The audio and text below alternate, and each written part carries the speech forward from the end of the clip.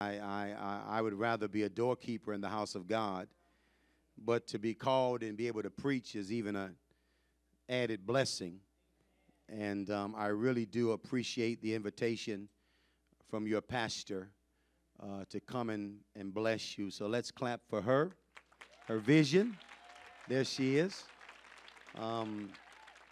She's always been so kind to me, and I've always thanked God for her kindness and her ability to continue to preach and to teach, and the great job that she's doing here at Liberty Temple. And then, of course, the founder and overseer, the apostle I had the chance to be with several weeks ago in Indiana.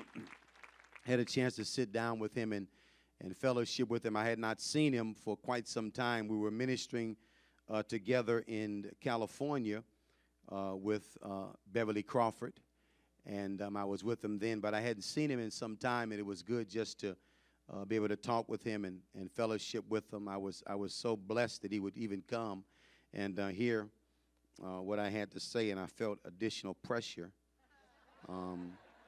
as he sat on the front row. I knew I had to come up with something good. I just couldn't say anything. So I also want to honor him and all the elders and leaders of this house, and also for your prophetic vision. I travel quite a bit, and there are not many churches that are really embracing the prophetic ministry to the extent of raising up prophetic teams and people and activating their people and making sure that people get prophetic ministry. So I know that for many years you've been doing the January prophetic gathering where you bring in prophetic voices to speak for that particular year. And I really, really thank God for your diligence in pursuing the prophetic. It is something that is very close to my heart. I really feel that God's people need to hear the word of the Lord.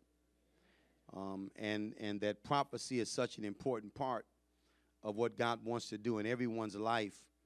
And this month we're conducting for the first time in many years a prophetic presbytery where we are prophesying over some key individuals in our church and bringing in outside presbyters. We've not done it in quite some time.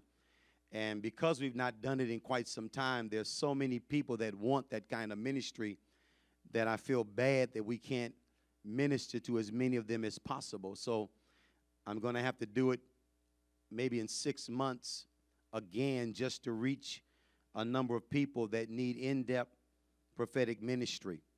And the Lord has really told me that this year to concentrate even more on prophesying, speaking prophetically over individuals, and helping release people into their destiny. I really feel that apostolic order, when apostles are in the forefront of the church, that a part of their function is what I called apostolic migration, which is the ability to migrate from one position to another, to help people to migrate spiritually. Just as Abraham migrated from the place God called him from into the promised land in order to be blessed, that you cannot really receive the full blessing of God unless you're able to migrate or to travel from one position spiritually to another. And I believe that apostles are individuals that can help us to keep moving and keep migrating so that you won't get stuck in a place and stop moving. I was with a man of God that I'd not seen in 25 years. I preached for him 25 years ago. And the unfortunate thing is that he had not moved spiritually in 25 years. He's still in the same place because he did not allow apostles and prophets to come into his church or to minister to his people, because those are the most pioneering and most advancing ministries of the church. They are the ones that help keep us moving forward.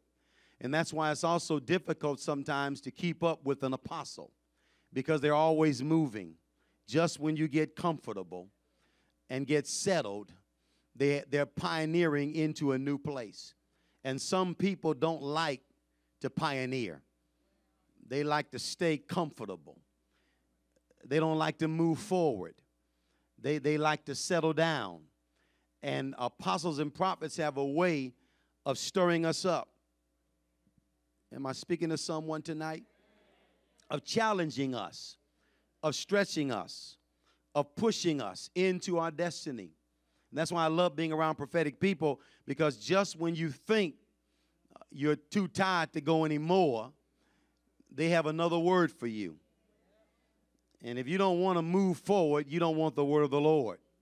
If you're not ready to go forward, and just when the devil tells you you've about done enough, God says, I have something else for you that you've never thought of.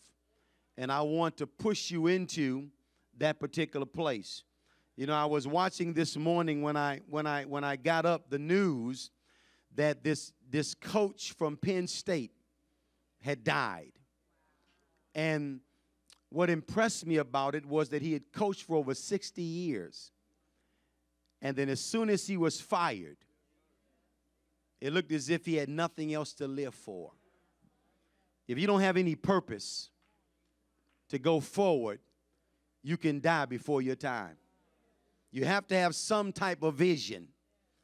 You have to have some type of purpose. It really, I believe it was a prophetic word to the church with that individual's life. And I've not really followed him that much, but it's amazing that he would coach that long.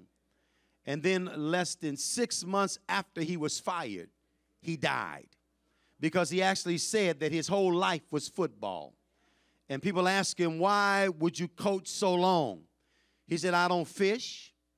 I don't hunt. I don't do anything but coach. And when you take that away from him, many are saying now he died of a broken heart. Tell somebody you have to have some purpose if you want to live an abundant life. And that's what apostles and prophets do. They continue to push us, and they continue to help us to move forward in our destiny, in our purpose. They continue to